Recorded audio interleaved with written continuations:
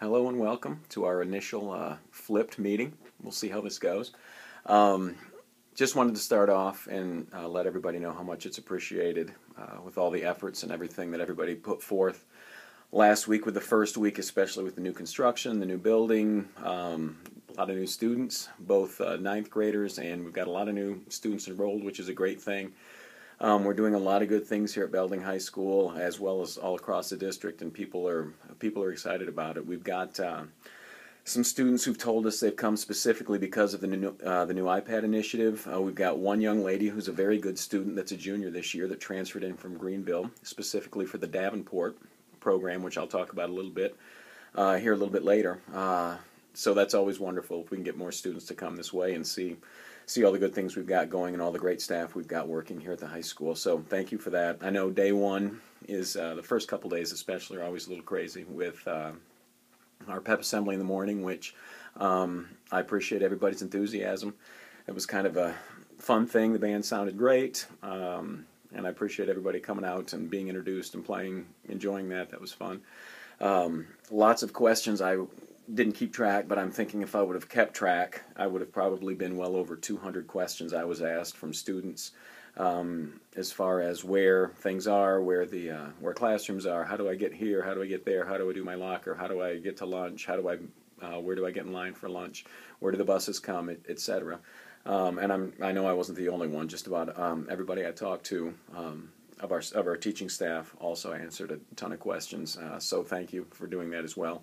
Day two was also something new with the iPad deployment. It was exciting and went smoother than it went the first day at the middle school. Through no fault of anybody's with technology in the middle school, they had a couple wiring issues and wireless issues that extended it to about 3 hours, and we got ours done. Most classes were done in about an hour and 20 or so. We were completely done with the process in 2 hours.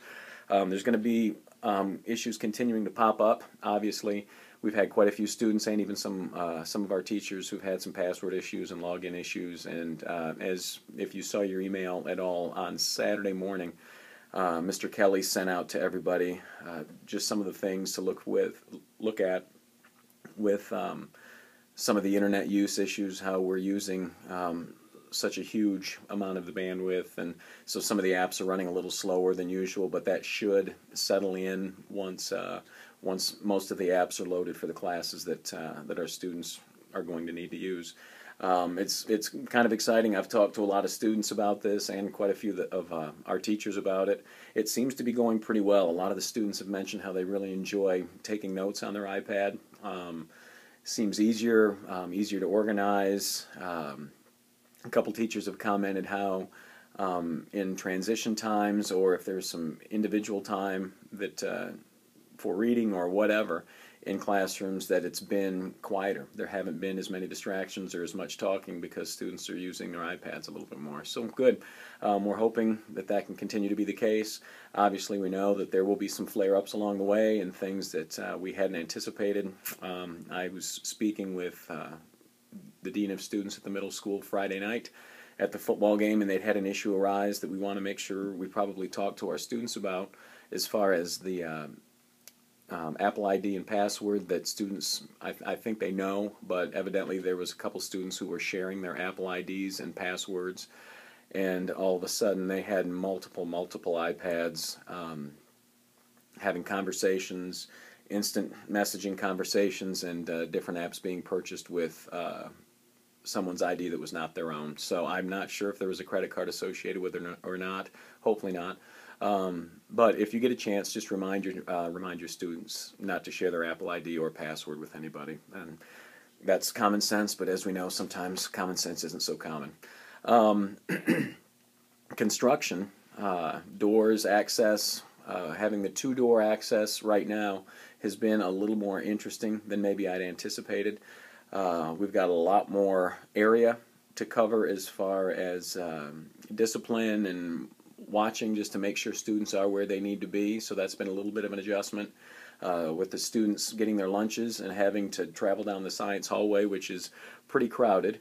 And we're going to talk about that a little later with the student traffic flow issues. There's just a lot of things going on, but I think for a first week with all the changes and new things, it went very, very well. And I don't know if any of you heard, some of you probably did.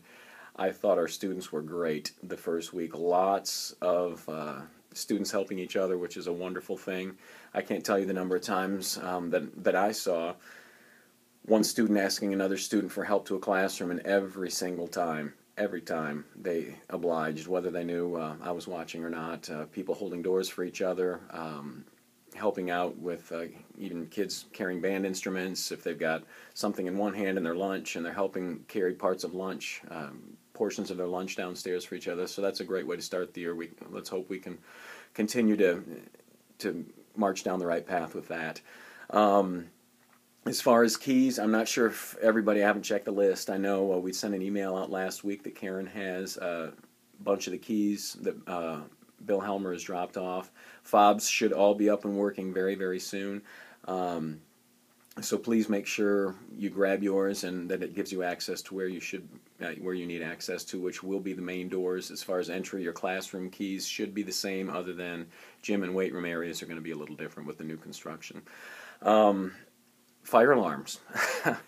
Obviously, Friday was not a planned drill, but we can check that one off the list. That counts as one of the 6 fire drills we need to do this year. So I guess it worked out, but obviously I usually try and give everybody fair warning, and we'll put it on our weekly calendar when we've got a fire tornado drill or a school invasion lockdown drill planned. But if this happens again, which it very well may, with all the workers still in there and somebody's possibly able to trip a wire or something, every time the alarm goes off, we're going to need to leave, or evacuate. So if the only time that's not going to happen, and I announced that in the afternoon, but it was kind of hectic, the only time that would not happen is if, for some reason, Greg, our construction manager, or Bill has let me know ahead of time that there's going to be some tests, or that there's a possibility that the alarm may be going off intermittently throughout the day. Then we will not have to leave, and I'll let you guys know that. We'll communicate that either via an announcement or an email or both. So thanks for your patience with that. It's crazy, to say the least. Who knows when the next one will be. Moving forward to evaluation stuff. I know Mrs. Mount and I have tried to get in as many classrooms as possible this first week, and I think we've hit most of them, even if it's just a drop in to say hello and see how things are going, and checking in with everybody, with our staff members. It looks like things are going very, very well. We'll be scheduling some meetings with you individually here in the next week or two, just to sit down so we can talk about goals for the year and what you hope to accomplish, so we can start our observation and walkthrough process. Again, just as a review, as a reminder, we've broken it up a little differently this year. I'm going to be covering our ELA department, social studies department, and some of the electives. Mrs. Mount will be covering our math, science, and also some of the electives. We've split our elective staff. So we'll be letting everybody know here shortly, and set up an appointment, and we can check that off the list and get things going as far as some observations and walkthroughs. As far as pre-test and post-test go, we've talked about that a few times. I've talked with our department chairs and sent some emails out to everybody, and I've seen quite a few. I've gotten quite a few from some of the different areas, but haven't seen them all yet. Just a reminder, if you are teaching a class that is not covered with our Discovery Ed testing that's going to be starting here shortly, which is most of our classes, unfortunately. It only covers ELA, a couple English classes and math classes through 10th grade. Then we do need to develop pre- and post-tests, and those need to be approved by your department chair first. So once you have those approved, that's great. Get them to your department chair so they can sign off on them, and they will get those to me. And I'll let you know that we're good to go with those, and they've been very good so far. So I would imagine that will continue to be the case. But make sure we do that sooner than later. Class sizes. I know this year it's a challenge. We're down an electives teacher, so our class sizes are a little fuller sometimes than we would all want. But everybody did did a great job of letting us know if you needed more chairs, if you needed more seating, and we've been able to take care of some of that short term. But we've also ordered some new chairs, especially in our science areas, have special chairs on the rollers and taller seating. Those should be in very, very soon. So thank you for getting those to Mrs. Mount, and she's done a great job and gotten those ordered already. So those should be in very, very shortly. Davenport, mentioned that a little bit earlier. It has been a full summer with Davenport, and hats off to Mrs. Mount. She's carried a great deal of the load with this and has done a lot of the organizational work with this to make this happen. Been on the phone countless hours with Michigan Department of Ed.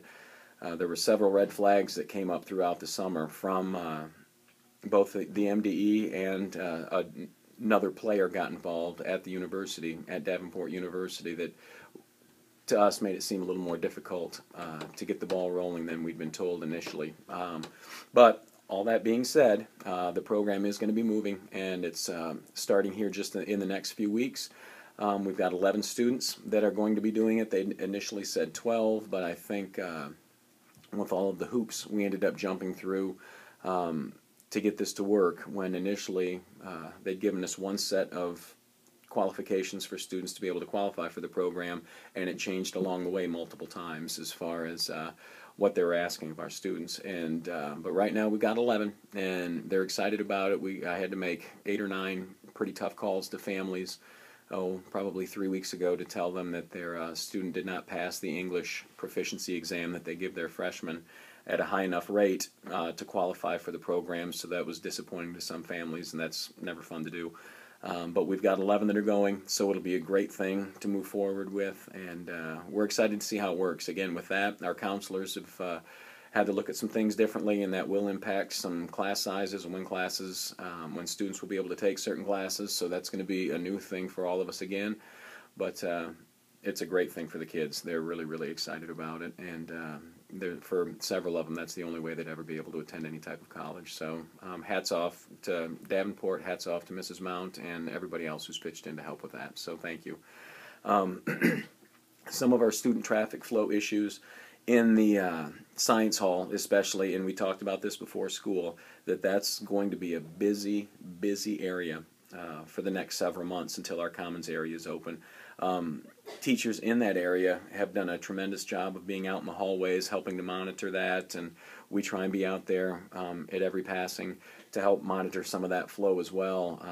If you're around and if you're teaching in that hallway, please make every effort to step out in between classes. I know you can't every time, but if you could, as much as you can, it sure makes a difference. I think we've cleaned up the issues from day one with having students on the second floor during lunchtime, and as far as students eating on the first floor and not eating down in the dining area, lovely dining area of the old weight room and the gym lobby area.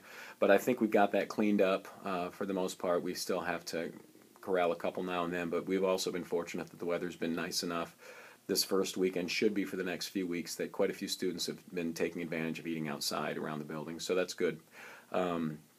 Bus times after school, the first few days we had a few issues with the buses leaving a little bit later than we'd hoped. Not a lot, but believe it or not, 2 or 3 minutes, leaving late 2 or 3 minutes on the bus makes a difference that trickles down from, if they leave us late, we're the first pickup, then they leave the middle school late, especially if that takes a few more minutes and they leave them late, then it makes it late at the elementary schools as well. So we've gotten better at making sure students, when that final bell rings, if they're riding the bus, they get down that hallway and out the door.